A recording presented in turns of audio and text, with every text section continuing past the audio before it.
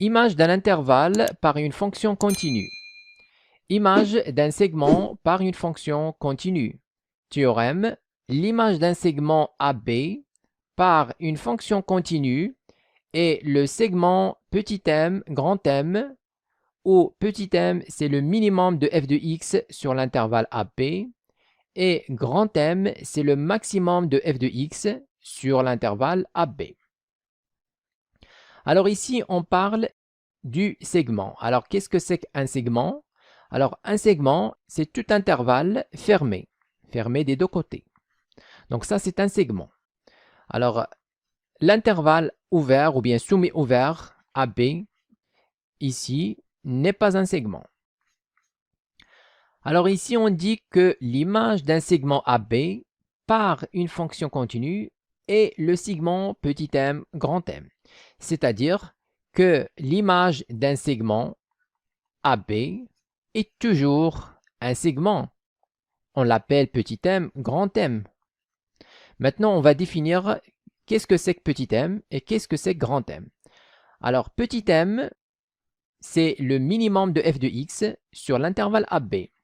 Et grand M, c'est le maximum de f de x sur l'intervalle AB. Alors, mathématiquement, qu'est-ce que c'est que le minimum? Alors, m est égal au minimum de f de x sur l'intervalle AB.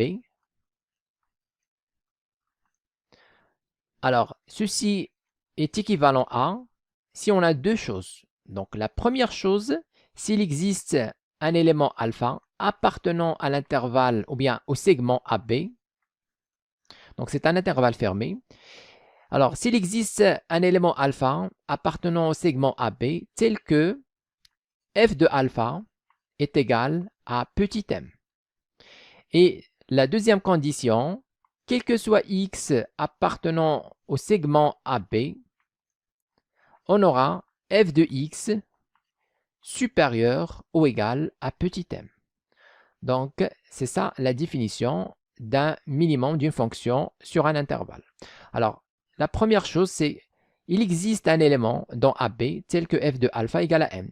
Alors, qu'est-ce que ça veut dire? Ça veut dire que le minimum m, ou bien petit m, est atteint par la fonction f sur l'intervalle AB.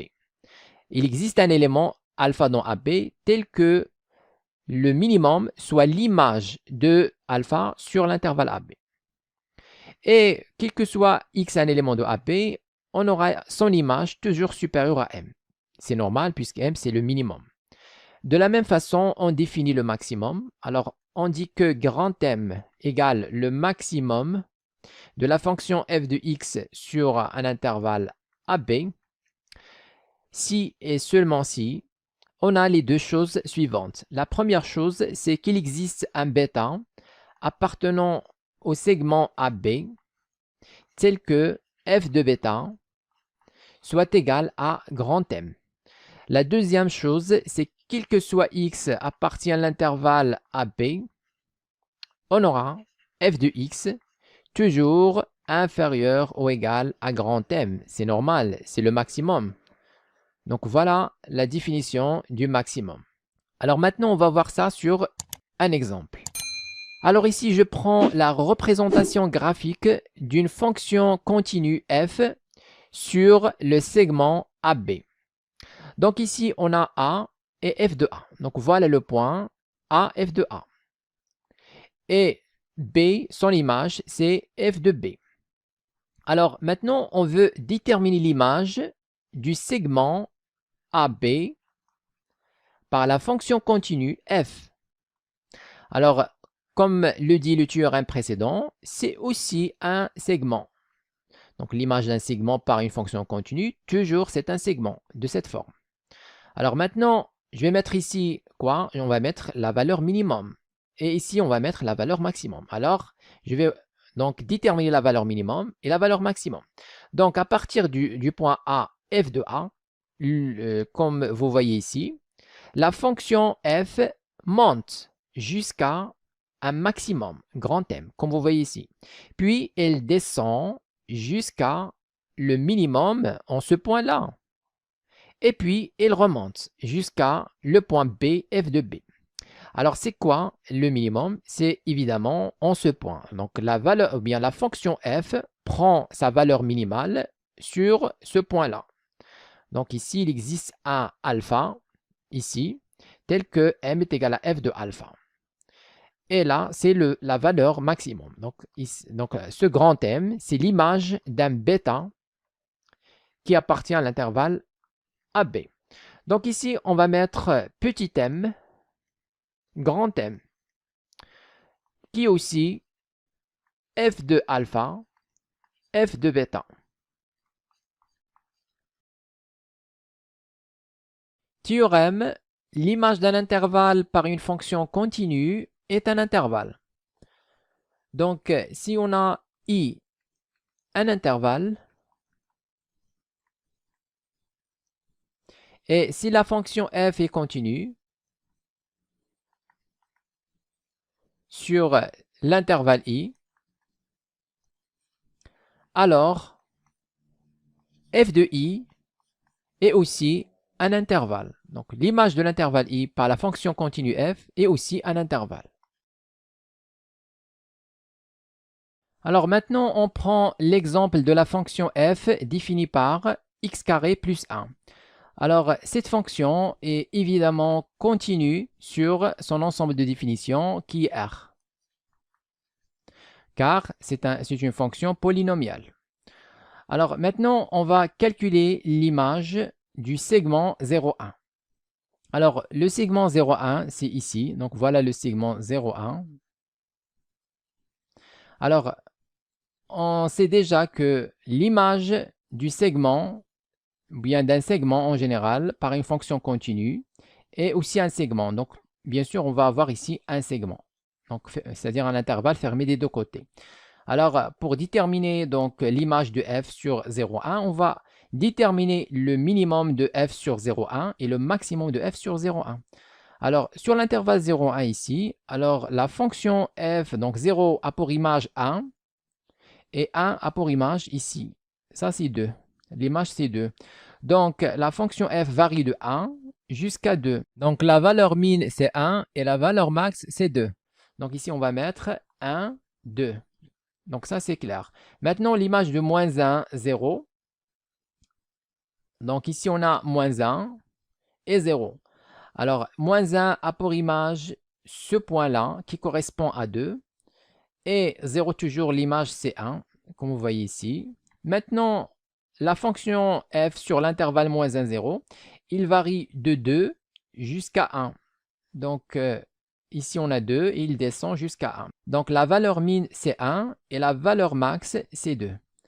Donc, on va voir ici 1, 2. Donc, 1 c'est la valeur min, 2 c'est la valeur max. Maintenant, on va voir est-ce que c'est fermé ou bien ouvert du côté de 1 et de 2. Alors, c'est quoi ici 1? 1, c'est l'image de 0. Est-ce que 0 appartient à l'intervalle en question ici, qu'on veut déterminer son image? Alors, bien sûr, 0, l'intervalle ici est fermé côté 0. Donc, son image qui est 1 va être ici fermée. Alors, 2, c'est l'image de moins 1. Alors, est-ce que moins 1 ici appartient à cet intervalle? Alors, l'intervalle ici est ouvert côté moins 1. Même chose pour son image qui est 2. Donc, il va être ouvert. Maintenant, on détermine l'image de moins l'infini 0. Alors, moins l'infini, c'est ici. Et 0, le voilà. Alors, sur cet intervalle, la fonction ici, il vient de plus l'infini jusqu'à la valeur min qui est 1. Alors, ici, on va mettre la valeur min qui est 1. Et la fonction f vient de plus l'infini. Donc, on va mettre plus l'infini. Alors, plus l'infini, toujours, c'est ouvert. Rien à dire. Maintenant, pour 1. Alors, 1, c'est l'image de 0. Est-ce que 0 appartient à l'intervalle moins l'infini 0? Bien sûr, il appartient parce que l'intervalle est fermé côté 0. Donc, je vais fermer côté de l'image de 0, qui est 1. Alors maintenant, on détermine l'image de moins 1, 1. Donc, ouvert côté moins 1 et fermé côté 1. Alors, moins 1, 1, le voilà. Alors, la fonction, bon, moins 1, c'est l'image ici, c'est 2. Et puis, 1, l'image aussi, c'est 2. Donc, la fonction sur moins 1, 1, la fonction f varie de 2, donc il descend jusqu'à le minimum 1, puis il monte au maximum qui est 2. Donc en fait, le minimum c'est toujours 1 et le maximum c'est 2. Donc on va mettre ici 1 et 2. Alors, qu'est-ce que c'est que 1? 1, c'est l'image de 0. Est-ce que 0 appartient à l'intervalle moins 1, 1? Bien sûr, il appartient à l'intervalle moins 1, 1, donc on va fermer côté 1. Alors maintenant, 2, c'est quoi 2? 2, c'est l'image de moins 1 et en même temps, c'est l'image de 1 par la fonction. Donc, est-ce que moins 1 appartient à 1? Non, il n'appartient pas à l'intervalle soumis au vert, moins 1. Mais 1 aussi est l'image de 2. Ou bien, pardon, 2 est aussi l'image de 1. Donc, est-ce que 1 appartient à cet intervalle? Bien sûr. Donc, on voit que l'intervalle est fermé côté 1. Donc, il faut fermer côté 2 aussi. Maintenant, on détermine l'image de 1 plus l'infini. Alors, 1 plus l'infini, donc ici on a 1 et plus l'infini là. Donc, plus l'infini c'est ici. Alors, donc ici 1. Alors, de 1, l'image c'est 2. Et puis en plus l'infini, la fonction va jusqu'à plus l'infini. Donc, la valeur min ici c'est 2. Donc, on va mettre ici 2, virgule, et elle va jusqu'à plus l'infini. Donc, on va mettre plus l'infini, l'autre côté, toujours ouvert. Maintenant, 2, est-ce que c'est fermé ou ouvert? On va voir 2. 2, c'est l'image de 1. Donc, ici, on a 1. Donc, 2, c'est l'image de 1. Est-ce que 1 appartient à l'intervalle 1 plus l'infini ici? Bien sûr, parce que l'intervalle est fermé côté 1. Donc, son image aussi doit être fermée. Alors, maintenant, on va déterminer f de r, qui est l'image de l'intervalle moins l'infini plus l'infini. Alors, en moins l'infini, la fonction, elle va jusqu'à plus l'infini, puis, ou bien vient de plus l'infini jusqu'à la valeur min qui est 1, puis elle remonte à plus l'infini. Donc, on va avoir la valeur minimum qui est 1. Donc, on va mettre ici 1 et puis plus l'infini. Alors, plus l'infini, comme on a dit, c'est toujours ouvert. Alors, 1, est-ce que c'est donc fermé ou ouvert? Alors, 1, c'est l'image de 0. Est-ce que 0 appartient à l'intervalle R, ou bien à l'ensemble R? Bien sûr. Donc, fermé côté 1 aussi.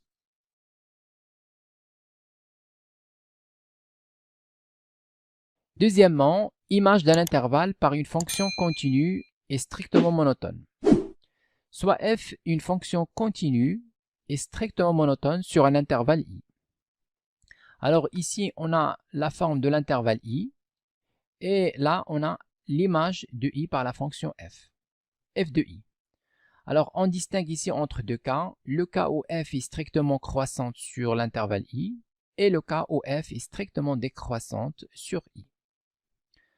Alors, on dit ici que la fonction est strictement monotone. Alors, qu'est-ce que c'est que monotone? Alors, une fonction monotone, c'est-à-dire qu'elle est soit croissante, soit décroissante sur l'intervalle i. Alors, si on dit qu'une fonction est strictement monotone, alors dans ce cas, alors la fonction strictement monotone, c'est-à-dire qu'il n'est pas constante sur un sous-intervalle de i. Alors maintenant, on passe à l'image du segment AB. Donc le premier cas, c'est le cas où i est le segment AB. Et on veut calculer son image par la fonction continue et strictement monotone f. Alors, premier cas, lorsque f est strictement croissante sur i. Donc, pour calculer l'image du segment AB, tout ce qu'on doit faire, c'est que à la place de A, on va mettre f de A. À la place de B, je vais mettre f de B.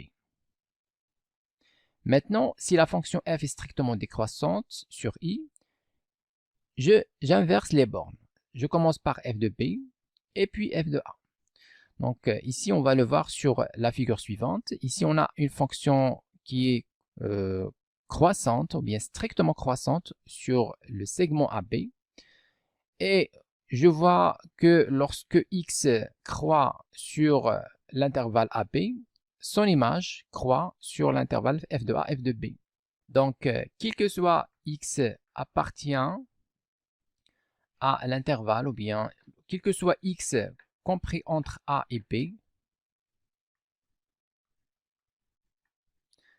Alors, comme la fonction ici, dans ce cas, est strictement croissante, on va avoir f de x supérieur ou égal à f de a, inférieur ou égal à f de b. Et comme vous voyez, l'image du x, f de x, est entre f de a et f de b. C'est pourquoi on met ici donc l'intervalle image du segment AB, c'est f de a, f de b. Alors le cas où la fonction f est strictement décroissante, comme le montre la figure suivante, ici on a la fonction f est strictement décroissante sur le segment AB.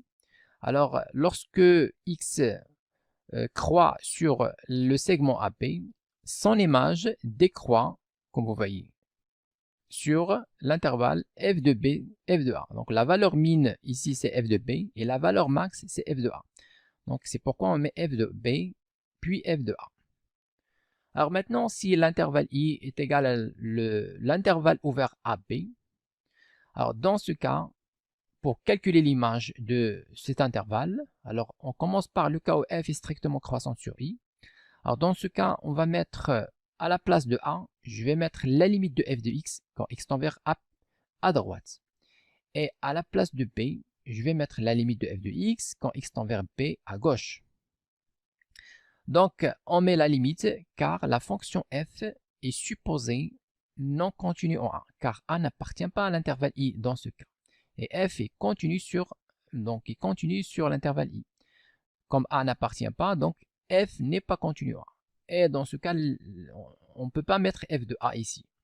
On met à sa place, on met la limite. Si la fonction f est continue en a, bien sûr, la limite de f de x quand x tend vers a est égale à l'image de a, f de a, par définition de la continuité. Alors, côté b, donc la borne sup, ici on a b ouvert. À la place, on va mettre la limite de f de x quand x tend vers b à gauche. Et j'ouvre. Alors, la limite de f de x en b est relative à b. Et comme b, l'intervalle est ouvert, ici, donc on va ouvrir l'intervalle ici, aux côtés de la limite de f de x en b. Alors, si la fonction f est strictement décroissante sur i, tout ce qu'on va faire, on va inverser. On va commencer par la limite en p, comme on voit ici, et puis on va, donc la bande sup, on va mettre la limite en a. Comme on voit ici, la limite de f de x quand x tend vers a à droite.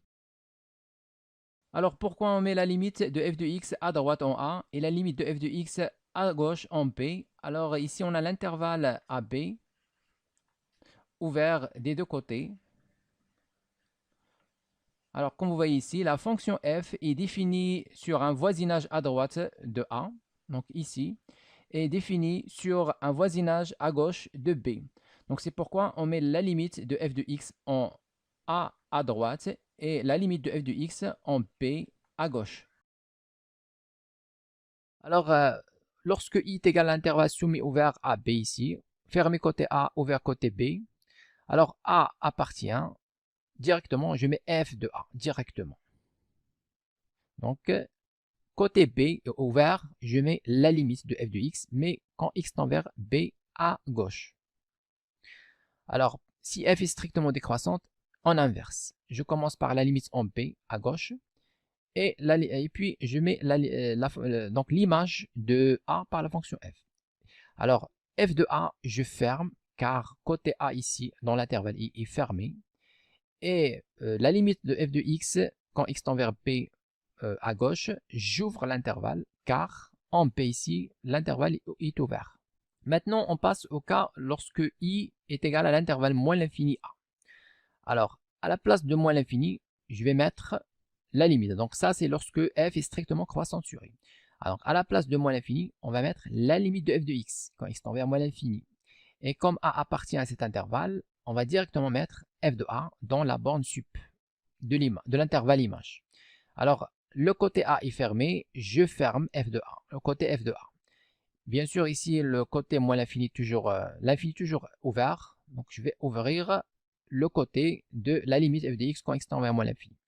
Alors, si maintenant la fonction f est strictement décroissante, pour le même intervalle i ici, je vais tout simplement inverser. Je vais commencer par f de a. Donc, fermé, donc f de a aussi fermé.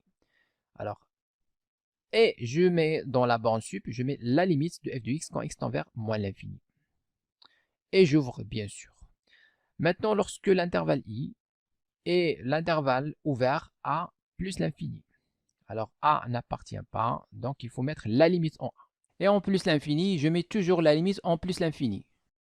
Alors, on distingue toujours entre deux cas. F est strictement croissante sur I. Bien sûr, je vais commencer par la limite de f de x quand x tend vers A. Le voilà. J'ouvre bien sûr car A, côté A est ouvert.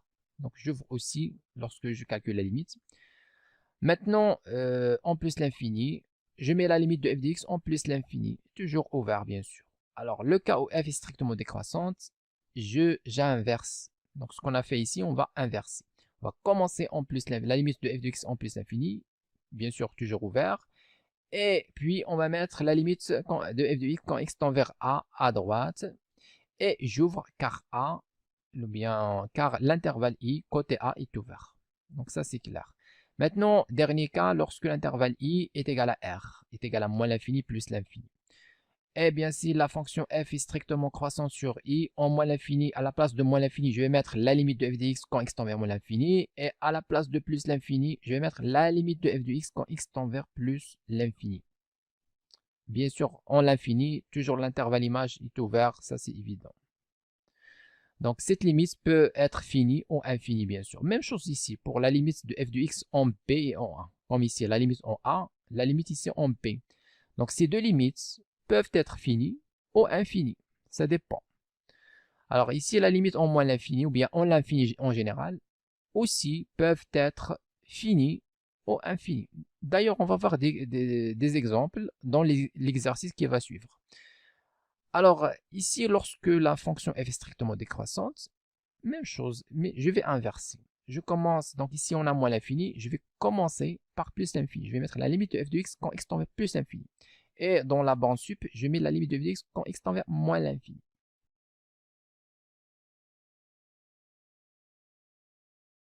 Exercice, première question, soit f la fonction définie sur R par f de x égale à x à la puissance 3 moins 3x plus 1. Déterminez les images des intervalles suivantes par f. L'intervalle i égale l'intervalle 0 plus l'infini ouvert, j c'est l'intervalle 0, 1 ouvert, k c'est l'intervalle moins l'infini moins 1 semi-ouvert. Alors premièrement, on va dire que la fonction f est continue sur R, car c'est un polynôme. Maintenant, pour déterminer l'image des intervalles i, j et k, on va dresser le tableau des variations de la fonction f. Alors pour cela, on va calculer d'abord donc la dérivée de f. Donc la fonction f est une fonction polynôme, elle est dérivable. On va calculer sa dérivée. f' de x est égal à la dérivée de x à la puissance 3, c'est 3x au carré. La dérivée de moins 3x, c'est moins 3. La dérivée de 1, c'est 0. Maintenant, on va factoriser par 3. Alors il reste x carré moins 1. Alors maintenant, on a dressé le tableau de la fonction, ou bien le tableau de variation de la fonction f. Donc f' s'annule en moins 1 et 1. Donc on va mettre ici, on va placer moins 1 et 1 ici. Donc f' s'annule en moins 1 et 1. Alors pour le signe, donc ici on a un trinôme. Alors entre les racines, c'est l'opposé du signe du coefficient de x carré qui est 3. C'est positif. Son opposé c'est négatif. Donc on va mettre ici entre les racines, on va mettre moins. Donc vous connaissez cette règle. Alors en dehors des racines, c'est le contraire. On va mettre plus, plus. Alors maintenant, sur l'intervalle moins l'infini, moins 1, comme f' est positif, donc la fonction f est croissante, décroissante sur moins 1, 1, croissante sur 1 plus l'infini. Et puis on va calculer donc, la limite, donc les limites. Alors la limite en moins l'infini, donc la fonction f est définie par donc x3 moins 3x plus 1. Alors la limite en moins l'infini ici, c'est la limite du monôme du plus haut degré, c'est x à la puissance 3. Donc la limite en moins l'infini, c'est moins l'infini. Donc on va mettre ici moins l'infini. Maintenant en moins 1, on va calculer l'image. L'image en moins 1, on va avoir moins 1 à la puissance 3, c'est moins 1. Et puis moins 3 fois moins 1, c'est plus 3 et plus 1. Alors moins 1 plus 1, 0, il reste 3. Donc on va mettre ici 3. Maintenant l'image de 1. Alors on va avoir 1 plus 1, 2, 2 moins 3, moins 1. Donc on va mettre ici moins 1.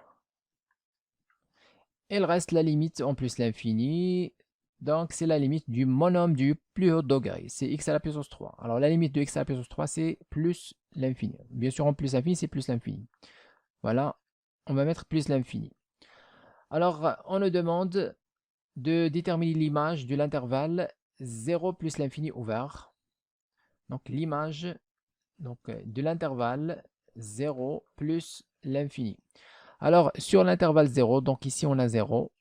Et voilà plus l'infini. Alors, sur l'intervalle 0 plus l'infini, la fonction f est, comme vous voyez ici, tantôt décroissante, tantôt croissante. Donc, l'image de 0 par la fonction f, c'est 1. Alors maintenant, on va appliquer ce qu'on a déjà vu dans les résultats précédents. Alors, pour calculer l'image de l'intervalle i, alors, qu'est-ce qu'on va faire? On va subdiviser. Donc, on a deux méthodes. Donc, la première méthode, c'est de subdiviser l'intervalle 0 plus l'infini en deux intervalles sur lesquels la fonction est strictement monotone. Donc, ici, on va subdiviser i, donc f. Donc, on va appeler cet intervalle 0, 1, on va l'appeler i1. Et l'autre 1 plus l'infini, on va l'appeler i2.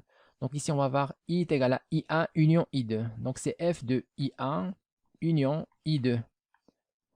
Donc, c'est aussi égal à f de i1 union f de i2. Donc, ça, c'est égal à. Donc, i1, normalement, c'est 0, 1. Donc, voilà, ça, c'est 0, 0, 1. Et i2, c'est 1 plus l'infini. Alors, puisque la fonction est décroissante sur 0, 1, donc on va mettre f de 1. Donc, on va avoir ici, voilà, f de 1. L'image de i1, alors f de 1, et puis on va mettre la limite en 0. Donc la limite de f de x, quand x tend vers 0, donc à droite. Et c'est ouvert. Alors, cet intervalle union, l'image de i2, alors la fonction f est croissante sur i2, qui est 1 plus l'infini.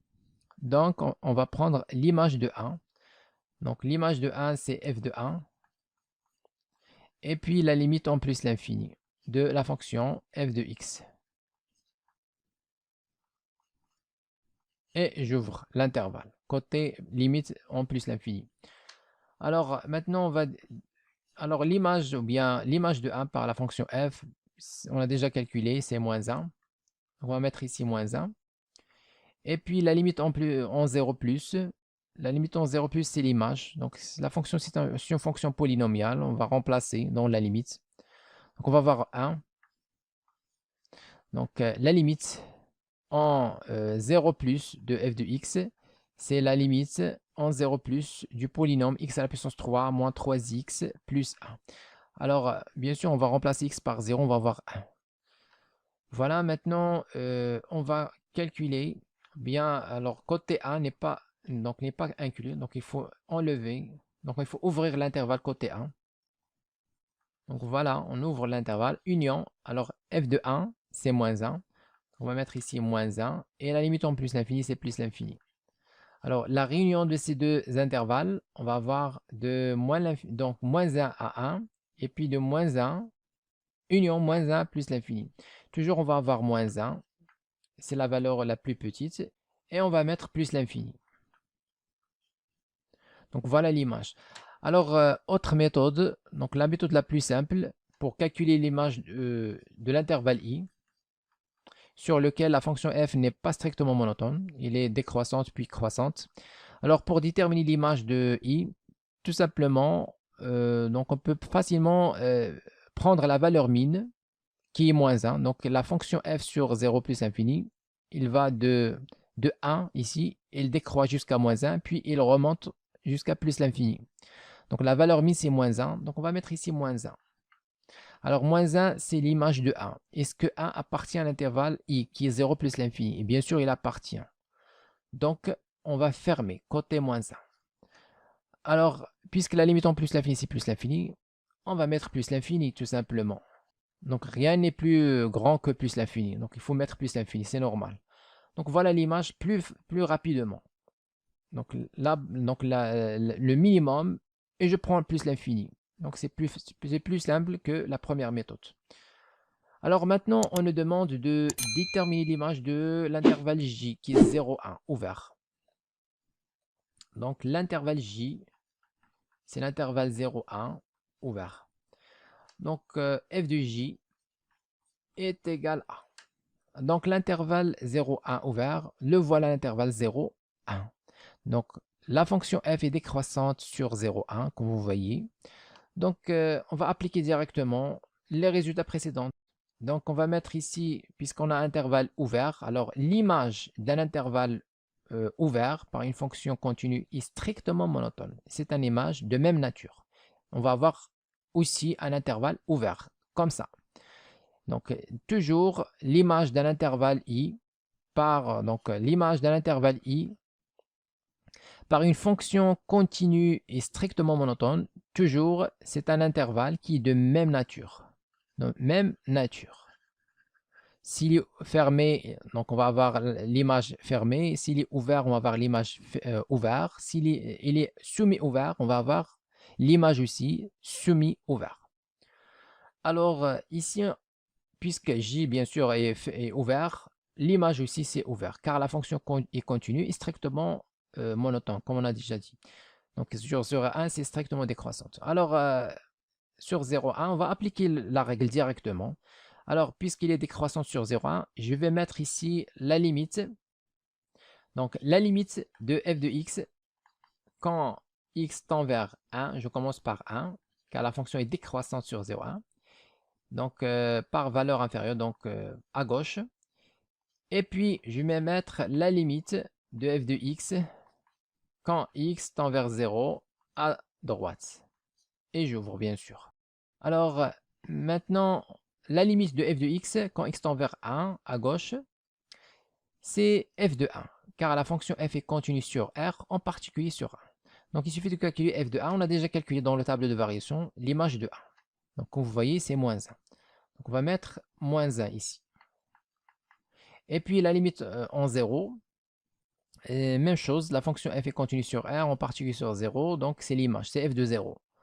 Alors f de 0 c'est quoi? C'est 1. On va mettre 1. Donc finalement, c'est l'intervalle ouvert moins 1, 1. Alors l'autre méthode, bien sûr, on prend la valeur min, c'est moins 1, la valeur max, c'est 1, tout simplement.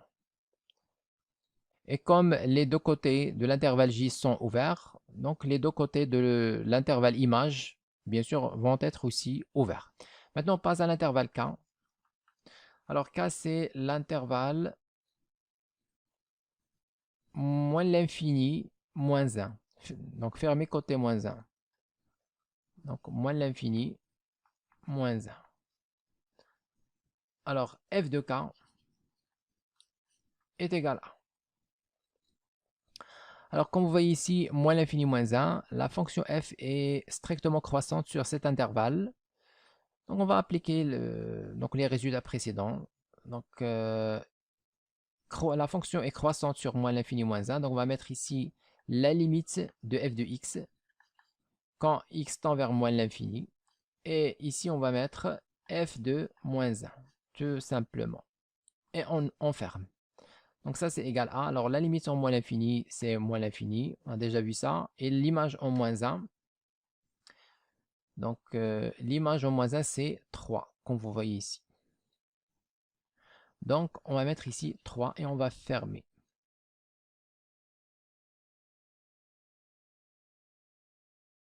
Deuxième question. On considère la fonction f définie sur R par f de x égale à 2x moins 3, si x inférieur strictement à 2, x au carré moins 3, si x supérieur ou égal à 2. Petit a, justifie la continuité de f sur R. Alors ici, on a la fonction qui x fait associer 2x moins 3. Donc cette fonction est continue sur moins l'infini 2. Alors la fonction qui fait associer à x l'autre fonction x carré moins 3, même chose, est continue sur l'intervalle 2 plus l'infini. Donc 2 plus l'infini ouvert. Et par suite, donc bien sûr, car c'est un polynôme. Donc la justification, c'est un polynôme. Même chose pour la deuxième fonction. C'est un polynôme.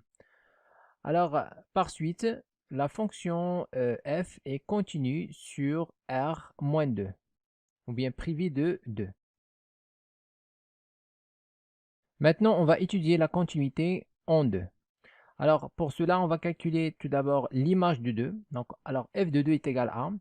Alors, pour calculer f de 2, donc x prend la valeur 2 pour la deuxième expression, x carré moins 3. Donc, on va avoir 2 au carré moins 3, c'est 1. Maintenant, on va calculer la limite à droite et à gauche de f de x. Alors, la limite, quand x tend vers 2 par valeur positive, on va avoir la limite quand x tend vers 2 à droite de f de x.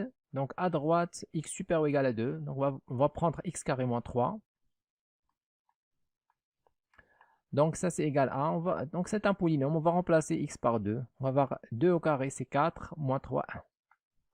Alors, 1, c'est f de 2. Donc, la fonction f est continue à droite.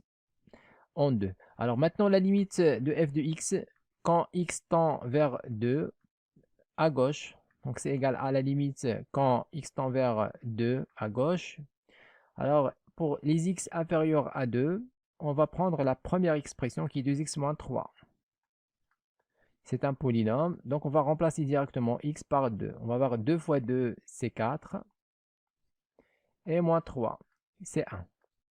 Alors 1, c'est aussi f de 2. On déduit que la fonction f est continue en 2, car l'image à gauche égale à l'image à droite.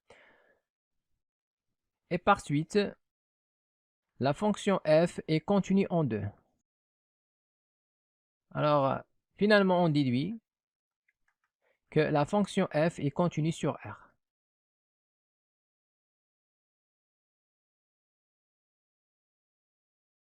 Alors maintenant, on passe à la deuxième question. La question B, déterminer l'image de l'intervalle ou bien du segment moins 2, 4 et l'intervalle moins l'infini 1.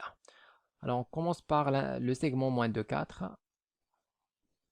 Alors, question B, on nous demande de déterminer l'image du segment moins 2, 4.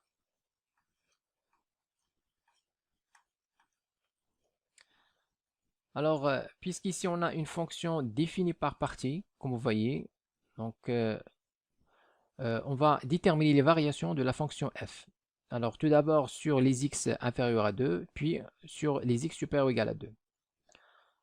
Alors, on va dire si x appartient à l'intervalle moins l'infini 2. Alors, dans ce cas, f de x est égal à donc 2x moins 3. Donc, c'est une fonction qui est dérivable, c'est un polynôme. Donc, on va calculer sa dérivée. On va trouver 2 qui est strictement positif. Donc, la fonction f est strictement croissante sur l'intervalle moins l'infini 2. Maintenant, on va dire si x appartient à l'autre intervalle, c'est-à-dire 2 plus l'infini. Dans ce cas, l'expression de f de x est égale à. Donc, la deuxième expression, c'est x carré moins 3.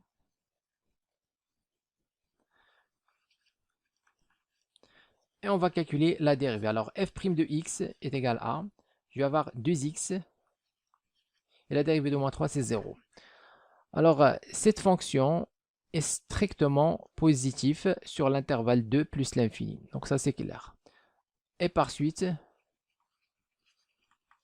on va voir la fonction f est strictement croissante sur 2 plus l'infini. Par conséquent, la fonction f est strictement croissante sur R.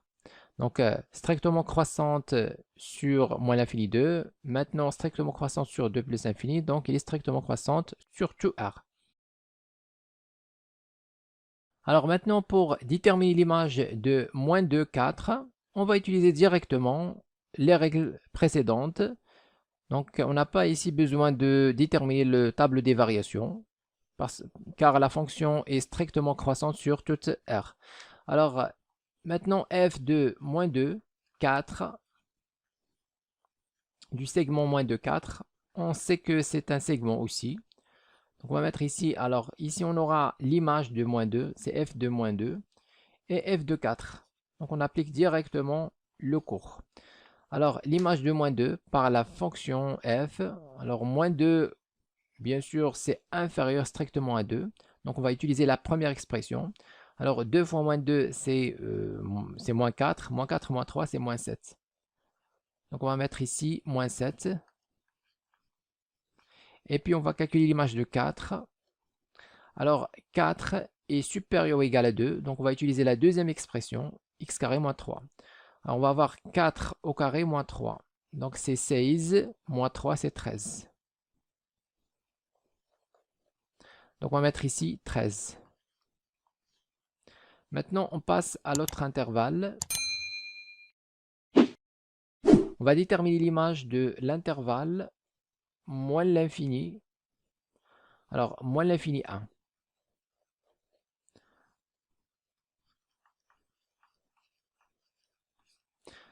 Donc directement on va appliquer les règles précédentes. Donc ici on va avoir l'intervalle donc semi-ouvert. Alors au moins l'infini on va mettre la limite de f de x quand x tend vers moins l'infini. Et en 1 on va mettre l'image de 1.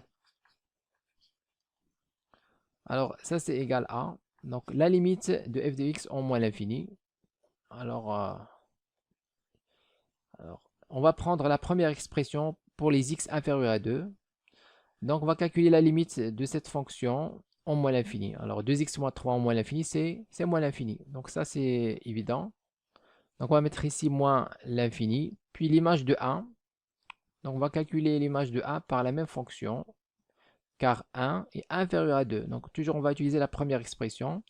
On va avoir 2 fois 1 moins 3. Ça, c'est moins 1. Donc, on va mettre ici moins 1. Alors, comme ici, donc l'intervalle est fermé côté 1, même chose ici. L'intervalle est fermé côté f de 1, qui est moins 1. Donc, voilà l'image.